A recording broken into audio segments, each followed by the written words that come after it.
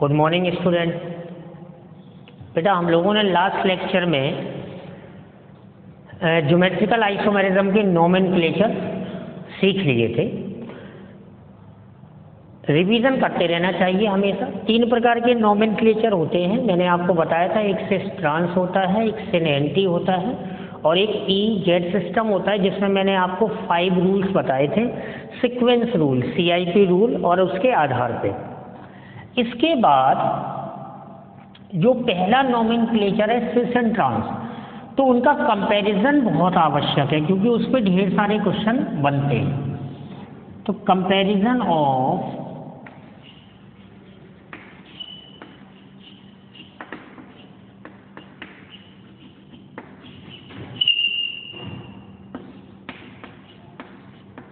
सिस trans isomer.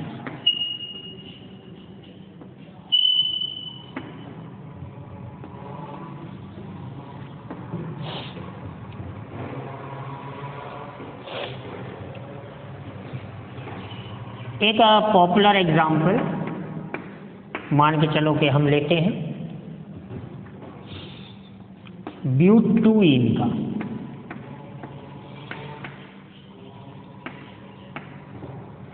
अब इसके हम 2 फॉर्म बना सकते हैं, एक सिस और एक trans.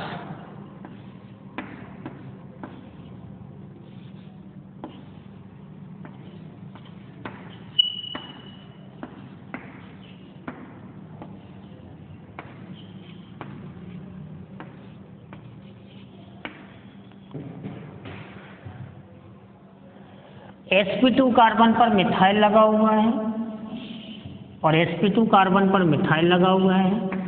Same group same side, same group same side.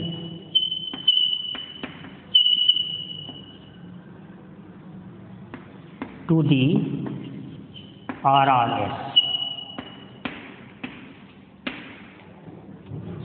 तो इसे हम बोलते हैं सिस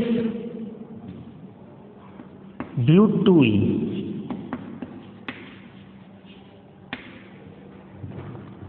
अब इसका हमें ट्रांस बनाना है, तो इसका ट्रांस आइसोमर बन जाएगा बड़ी आसानी से।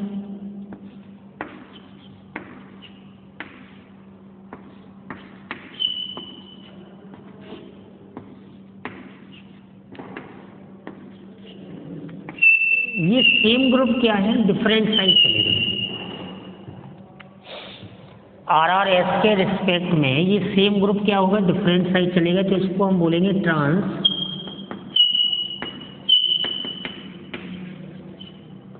ब्यूटूइन।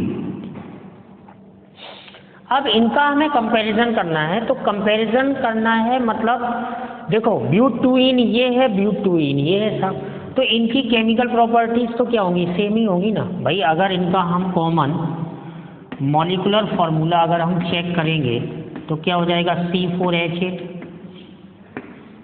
तो ब्यूटूइन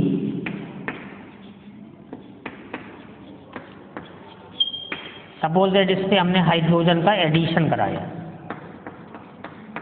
इन द प्रेजेंस ऑफ निकल, तो ये डबल बॉन्ड टूट जाएगा और क्या बन जाएगा, butane.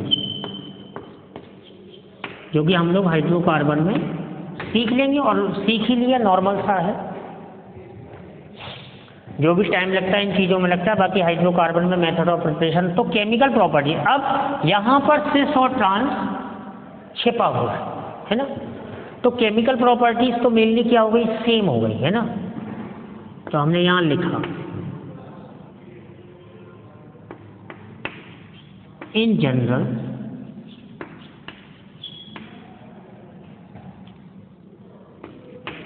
chemical properties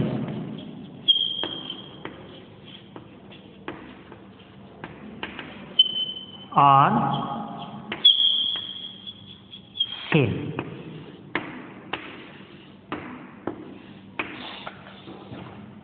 chemical properties तो क्या हो गई, सेम हो गई है ना।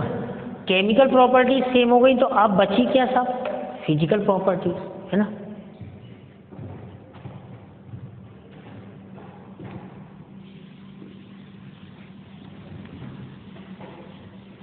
फिजिकल प्रॉपर्टीज बची, तो हम ये कह सकते हैं कि physical properties will be different, हम ये बोल सकते हैं।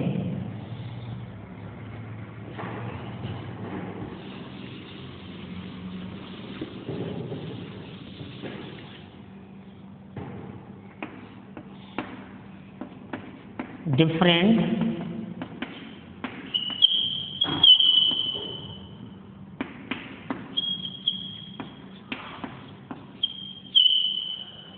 different physical properties।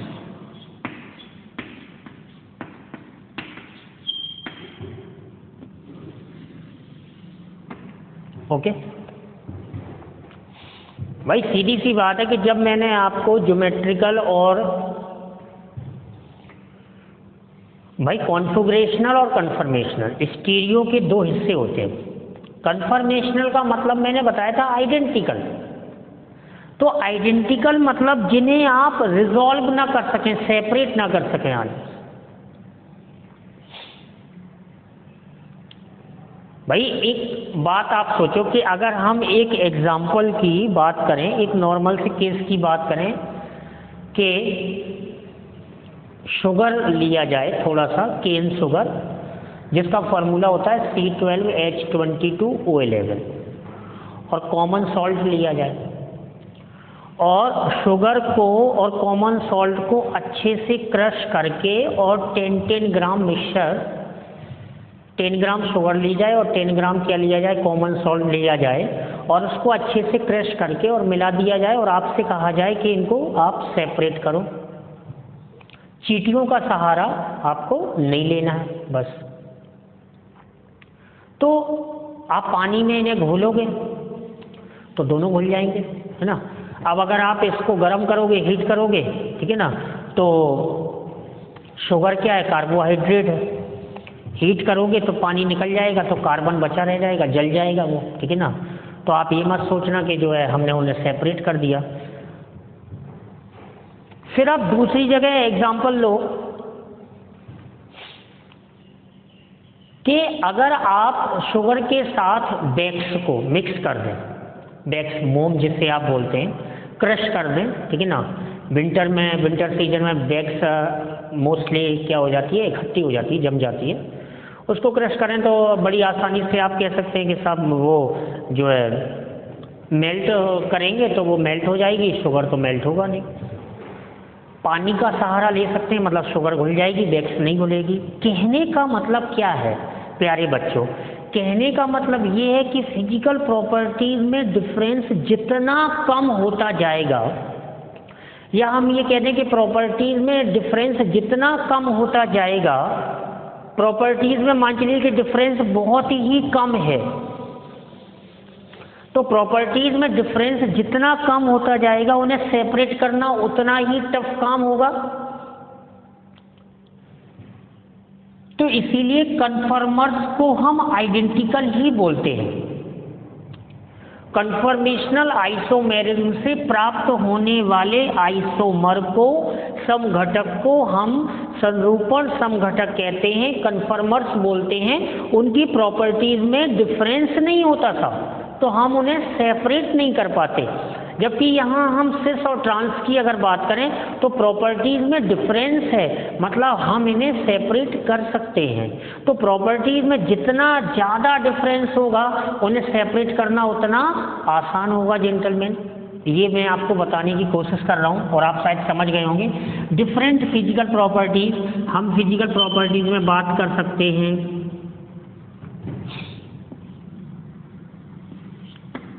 Dipole movement की,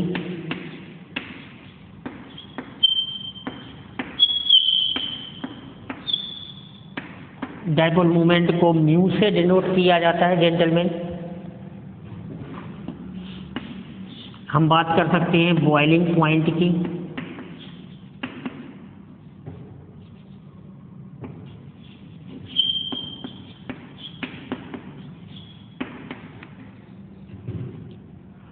हम बात कर सकते हैं मेल्टिंग पॉइंट की,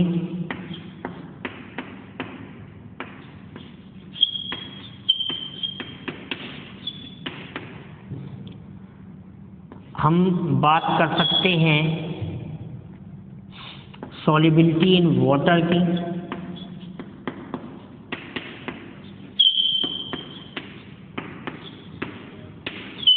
वाटर एक इनऑर्गेनिक सॉल्वेंट है, बहुत ही अच्छा सॉल्वेंट है। हम बात कर सकते हैं स्टेबिलिटी की।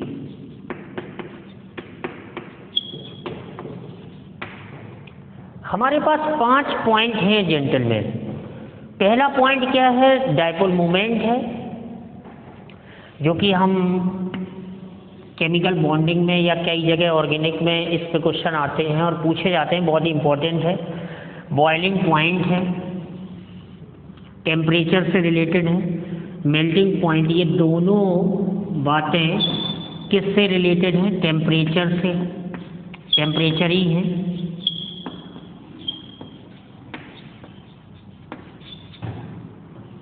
Related to temperature, capital T से डिनोट करते हैं, ध्यान देना है आपको। सॉल्युबिलिटी इन वाटर, हम पानी में घोलने की कोशिश करेंगे। और चौथा, 5वां पॉइंट है स्टेबिलिटी। तो बच्चे लोग, अब हम एक एक पॉइंट को डिस्कस करेंगे और ये हम जान लेंगे कि भाई सिस और ट्रांस में हम कैसे कंपैरिजन कर सकते हैं।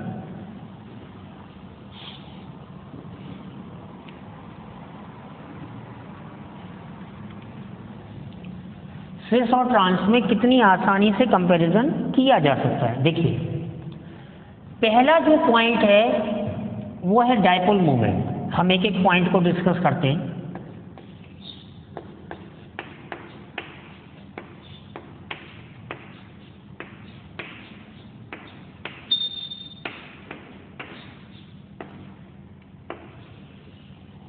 Dipole moment, unit number 4 chemical bonding का ये कॉन्सेप्ट है। और ये जो कॉन्सेप्ट है वो कोवेलेंट बॉन्ड में पोलैरिटी को डिस्कस करता है। डायपोल मोमेंट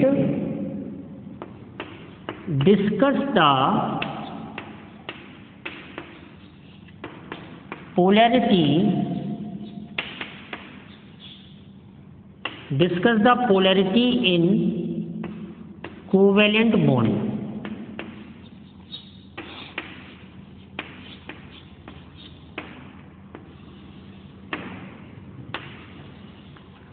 मतलब हम ये कह सकते हैं कि degree of polarity is called dipole moment. Okay gentleman, we can see that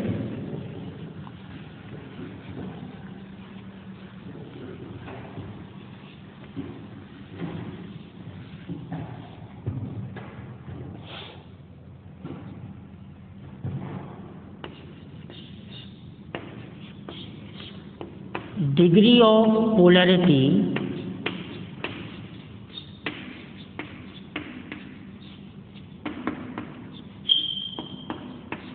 is called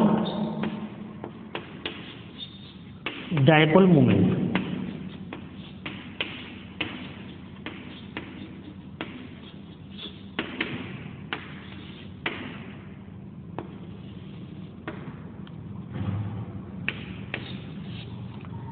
Dipole moment is a vector quantity।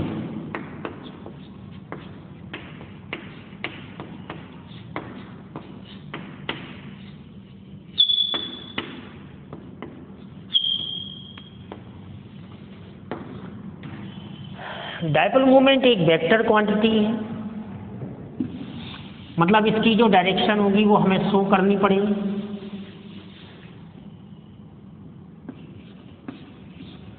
मान चलिए कि A और B के बीच में ये एक कोवेलेंट बॉन्ड हमने रिप्रेजेंट किया है और यहाँ पर जो इलेक्ट्रोनेगेटिविटी ऑफ B है is greater than electronegativity of A, ऐसा हम कंसीडर कर रहे हैं। तो जो ये पेयर ऑफ इलेक्ट्रॉन होगा वो B की तरफ शिफ्टेड होगा gentleman, shared pair of electron. तो डायपोल मोमेंट का जो वेक्टर होगा वो किसकी तरफ शिफ्ट होगा, बी की तरफ, ठीक है ना। तो ये म्यू की डायरेक्शन होगी जेंटलमैन, डायरेक्शन टुवर्ड्स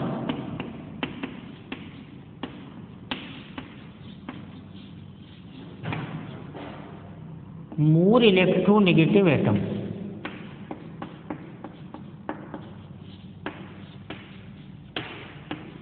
जिसकी इलेक्ट्रोनेगेटिविटी ज़्यादा होगी। इलेक्ट्रोनेगेटिविटी का मीनिंग मैंने कई बार क्लास में आप लोगों को बताया प्यारे बच्चों, कि the tendency to attract the shared pair of electron, किसी सहसंयोजक बंध से जुड़े हुए परमाणु के द्वारा साझे के इलेक्ट्रॉन युग्म को अपनी ओर आकर्षित करने की जो आदत होती है, जो क्षमता होती है, जो प्रवृत्ति होती है, उसी को हम क्या बोलते हैं, इलेक्ट्रोनेगेटिविटी बोलते हैं। तो वेक्टर क्वांटिटी हो गई, ये हो गया। म्यू का जो फॉर्मूला होगा वो क्या होगा, Q इंटू डी, ये मॉड लेना पड़ेगा। म्यू इज ऑलवेज पॉजिटिव,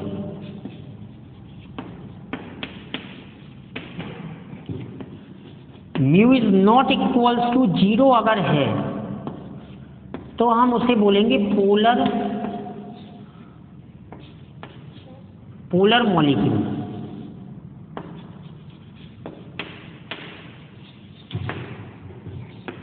और म्यू अगर 0 है तो हम उसे बोलेंगे non polar molecule.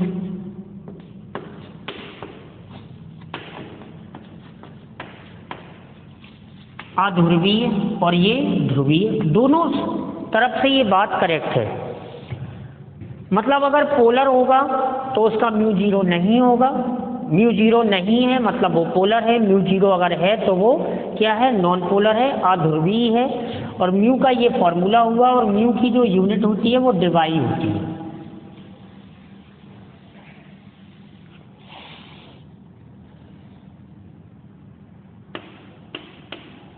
The unit of mu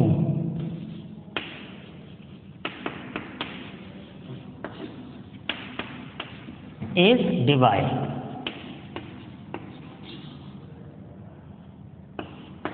capital D से डिनोट करते हैं। तो बड़ी ध्यान देने वाली बात है प्यारे बच्चों कि म्यू अगर इंक्रीज करता है तो पोलैरिटी इंक्रीज करती है।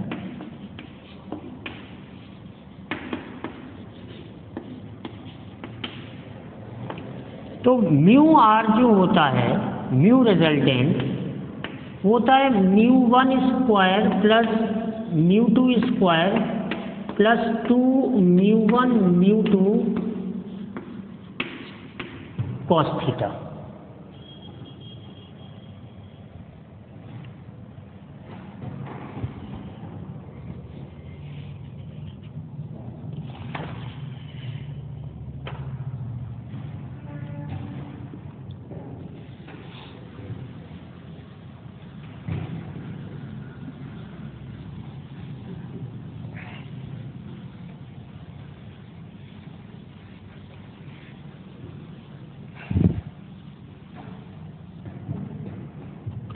म्यू के इंक्रीज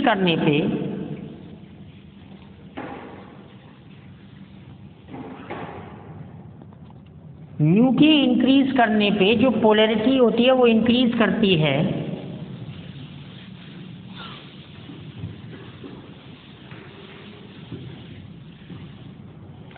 तो फॉर्मूला मैंने क्या लिखा कि mu R mu 1 plus mu 2 plus mu 3, इस तरह से यदि हम वेक्टर का सम करें, वेक्टर सम, तो ये म्यू आर 0 भी हो सकता है और 0 नहीं भी हो सकता है। और अगर हमें वैसे म्यू आर निकालना है तो फॉर्मूला मैंने आपको बताया कि mu 1 square plus mu 2 square plus 2 mu 1 mu 2 cos theta.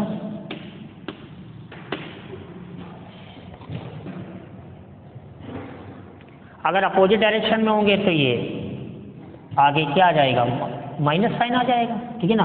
अब ध्यान ये देना है कि जब हम सिस की बात कर रहे हैं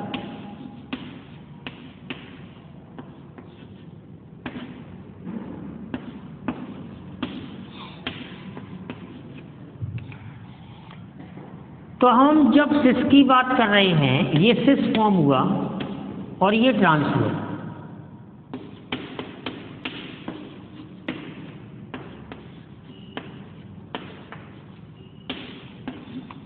तो you can see that gentleman कि जब हम सिस की बात कर रहे हैं तो जो वेक्टर है वो एक ही डायरेक्शन में, देखिए ये सिस है तो वेक्टर जो है वो एक ही डायरेक्शन में जाते हुए दिखाई दे रहे हैं, और यहाँ पे जो वेक्टर हैं वो अपोजिट डायरेक्शन में जाते हुए दिख रहे हैं।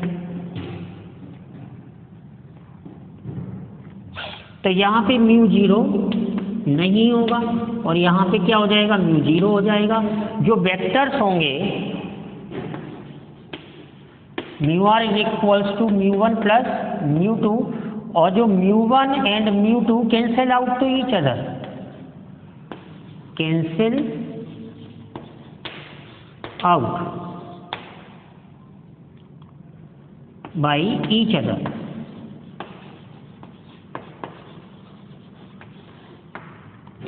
तो ट्रांसफॉर्म का आपने देखा कि जो डायपोल मूवमेंट है वो क्या होगा, नॉर्मली जीरो होगा। तो ट्रांस का डायपोल मूवमेंट जीरो हुआ, मतलब सिस का जो डायपोल मूवमेंट है वो क्या है, जीरो नहीं है। हम ये कह सकते हैं कि जिसमें डायपोल मूवमेंट जीरो नहीं है उसे हम पोलर बोल देंगे, और जिसमें डायपोल मूवमेंट जीरो होगा उसे हम नॉन पोलर बोल देंगे। तो ट्रांस का डायपोल मूवमेंट क्या हो गया, जीरो हो गया। तो डायपोल मूवमेंट में कंपैरिजन हमने किया तो ट्रांस से ज़्यादा किसका आया, सिस का आया। दूसरा पॉइंट क्या है,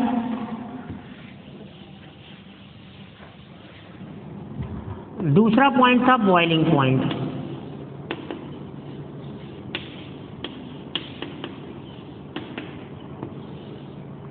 तो बॉइलिंग पॉइंट क्या होगा, directly proportional to mu, directly proportional to polarity. Polarity ज़्यादा होगा, बॉइलिंग पॉइंट ज़्यादा होगा, तो सिस का बॉइलिंग पॉइंट ट्रांस से ज़्यादा होगा। बॉइलिंग पॉइंट का मीनिंग समझिए आप। बॉइलिंग पॉइंट का मीनिंग क्या होता है कि the temperature at which a substance starts to boil, है ना, जिसपे बॉयल करना स्टार्ट करे। तीसरा पॉइंट क्या था, मेल्टिंग पॉइंट।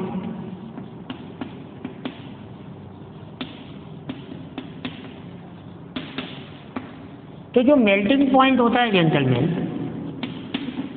वो डायरेक्टली प्रोपोर्शनल टू पैकिंग होता है,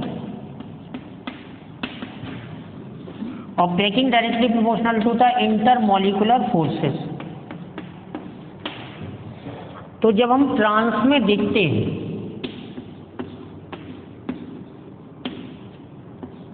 क्योंकि सिमिलर ग्रुप क्या है, अपोजिट साइड है, तो जब हम ट्रांस में देखते हैं तो ये जो पैकिंग है ये स्ट्रॉन्ग है ना। इंटरमॉलिक्यूलर फोर्सेस क्या है, बैलेंस है, इंक्रीज करते हैं। तो जो मेल्टिंग पॉइंट है तो वो क्या होगा, ट्रांस का ज़्यादा होगा, किससे, सिस से। तो बॉइलिंग पॉइंट किसका ज़्यादा, बॉइलिंग पॉइंट किसका ज़्यादा, सिस का।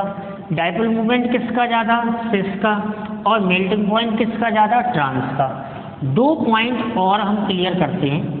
चौथा पॉइंट था सॉल्युबिलिटी इन वाटर।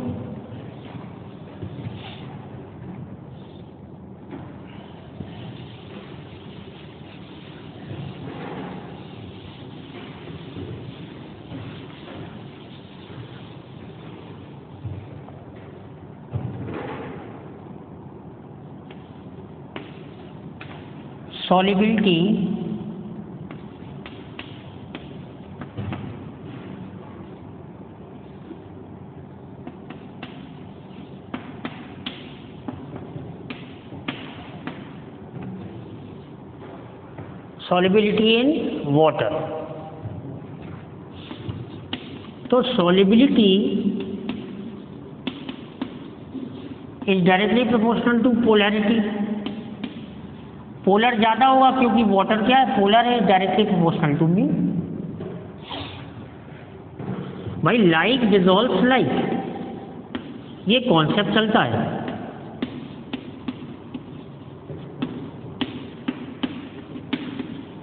कि जो पोलर होगा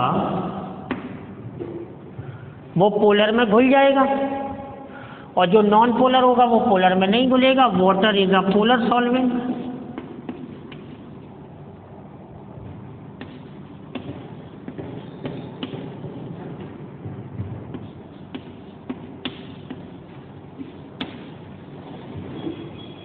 और आप बता चुके हैं, सीख चुके हैं कि mu cis greater than mu trans. तो कौन जल्दी घुलेगा, कौन ज़्यादा घुलेगा, सिस। तो सॉलिबिलिटी जो सिस की होगी वो ट्रांस से क्या हो जाएगी, ज़्यादा।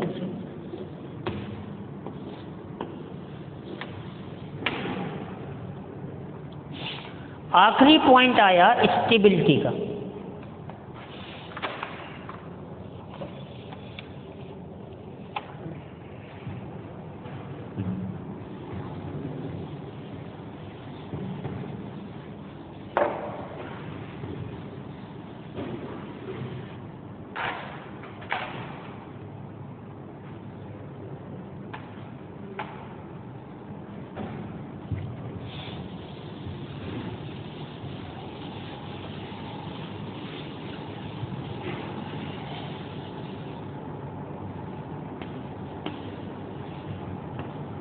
स्टेबिलिटी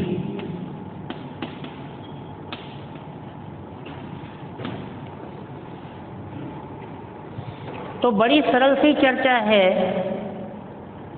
कि स्टेबिलिटी मतलब जिसमें पैकिंग स्ट्रांग होगी।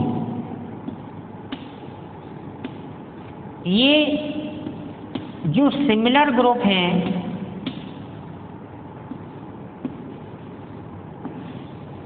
वो अपोजिट साइड है।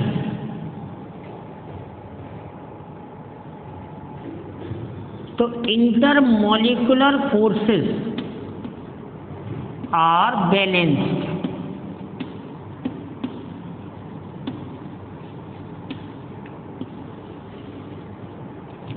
Intermolecular forces are balanced.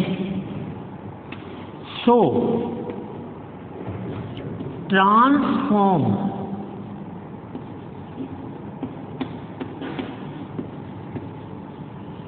is more stable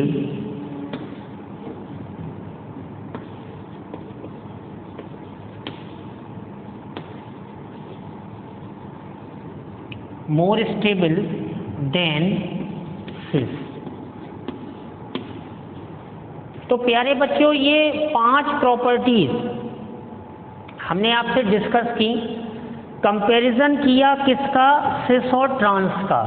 comparison actually में किसका था, फिजिकल प्रॉपर्टीज का, जिसमें पहली जो प्रॉपर्टी थी वो क्या थी, डायपोल मोमेंट।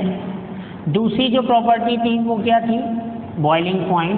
तीसरी जो प्रॉपर्टी थी वो क्या थी, मेल्टिंग पॉइंट। चौथी जो प्रॉपर्टी थी वो क्या थी, सॉलिबिलिटी इन वाटर, पानी में कौन ज़्यादा घुलेगा कौन कम घुलेगा। पांचवी जो प्रॉपर्टी थी वो क्या थी, स्टेबिलिटी। अब हम लोग इसमें एक लास्ट टॉपिक जिसको आप बोलते हैं ज्योमेट्रिकल आइसोमर्स की कैलकुलेशन, है ना, वो मैं आपको सिखाई दे रहा हूं। Calculation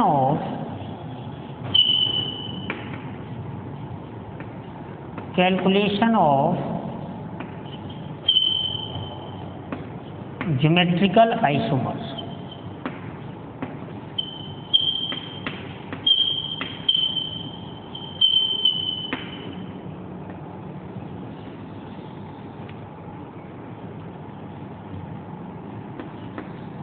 in alkyne.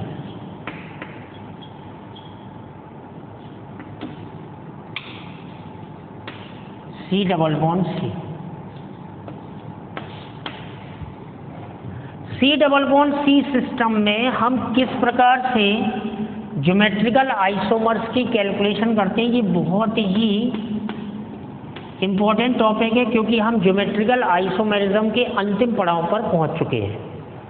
Geometrical isomerism क्या होती है, किस में पाई जाती है, कंडीशन क्या है, उसका नोमेनक्लेचर क्या है, उनका कंपैरिजन क्या है, कैसे डिसाइड करते हैं, दुनिया भर की बात करने के बाद हम लोग ज्योमेट्रिकल आइसोमेरिज्म के कैलकुलेशन पे आके पहुंच गए हैं।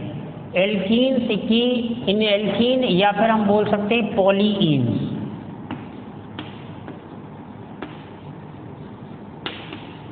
तो मान लीजिए कि सिस्टम आपको दिया गया है,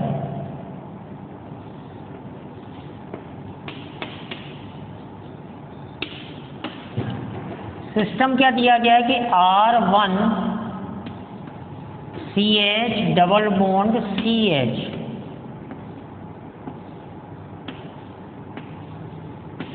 R2, ये पॉलीन का सिस्टम दिया गया है, जहां पे मैं क्लियर कर दूं कि N is equals to number of double bond.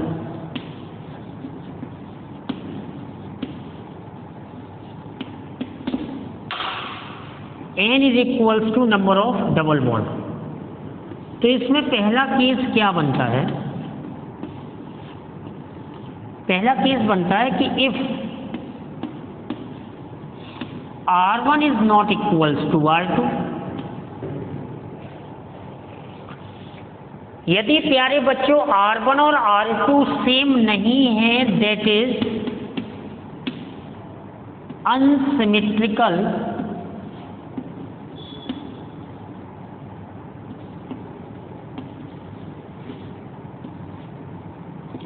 पॉलीइन की हम बात कर रहे हैं। अनसिमेट्रिकल पॉलीइन की बात कर रहे हैं, then number of GI geometrical isomers will be is equals to 2 की पावर n, 2 की power n, where n is equals to, बोल सकते हैं स्टीरियो सेंटर और number of pi bond, number of double bond. यदि R1 और R2, प्यारे बच्चों, यदि R1 और R2 बराबर नहीं है, तो यदि R1 और R2 बराबर नहीं है तो पॉलीइन की केस में ज्योमेट्रिकल आइसोमर क्या होंगे? 2 की पावर n होंगे जेंटलमैन। देखते हैं, एक क्वेश्चन कर लेते हैं।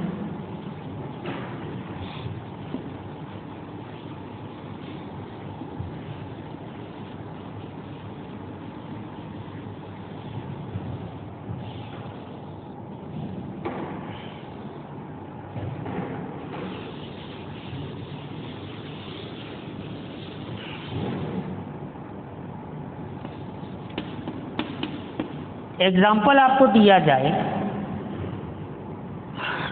क्वेश्चन आ जाए कि CH3CH double bond CH, CH double bond CH, CH2CH3।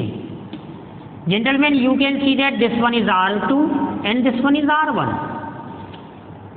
और एक स्टीरियो सेंटर ये हो गया और एक स्टीरियो सेंटर ये हो गया। तो n की वैल्यू, मतलब डबल बॉन्ड कितने हैं? 2 हैं। तो number of GI is equals to 2 की पावर 2, तो आंसर हो जाएगा 4। और ये 4 बनते कैसे हैं? सिस सिस बनेगा, ट्रांस ट्रांस बनेगा, सिस ट्रांस ट्रांस। इसी में हम दूसरा क्वेश्चन कर लेते हैं। मान चलो कि ये CH3 CH double bond CH, CH double bond CH, CH double bond CH और ET लगा दें, इससे फर्क नहीं पड़ता, तब भी यही केस हुआ अनसिमेट्रिकल वाला। अब स्टीरियो सेंटर कितने हैं? You can see that gentleman, 3 है। तो नंबर ऑफ GI 2 की पावर 3 कितने हो जाएंगे? 8 हो जाएंगे। 2 की पावर 3 होगा तो आंसर क्या हो जाएगा? 8 हो जाएगा जेंटलमैन। अब इसी का दूसरा केस क्या है?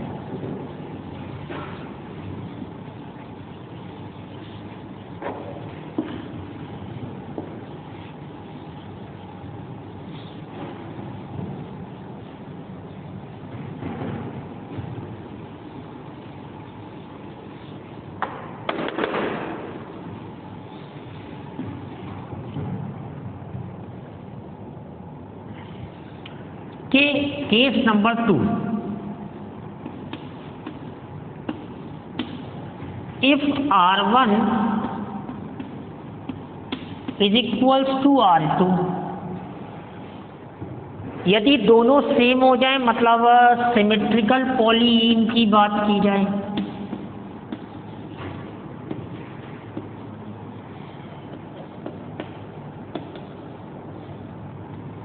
सिमेट्रिकल पॉलीइन की बात की जाए,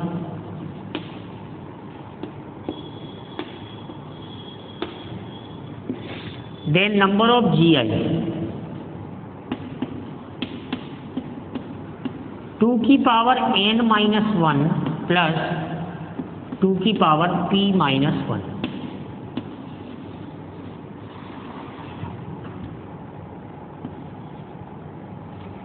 जो फॉर्मूला होगा वो होगा 2 की पावर n-1 और 2 की पावर p-1। अब यहाँ पे जो p है तो वो p क्या हो जाएगा? n/2 हो जाएगा। इफ n इज इवन, यदि n क्या है? इवन है, सम है 2, 4, और p की वैल्यू क्या हो जाएगी? n+1/2 हो जाएगा यदि n कोई विषम संख्या है, ऑड है, n की वैल्यू 3 हो, है ना, 5 हो, तो p बराबर क्या हो जाएगा? n/2, और n+1/2, यदि n इवन है तो n/2 p देगा, और यदि n ऑड है तो n+1/2 किसकी वैल्यू को देगा? p की वैल्यू को देगा। क्वेश्चन कर लेते हैं। मान के चलिए कि आपको क्वेश्चन दिया जाए CH3 CH double bond CH, ये देखिए R1 और R2 क्या हो गए? सेम हो गए। n क्या हो गया? इवन, n बराबर 2 मतलब इवन। तो नंबर ऑफ GI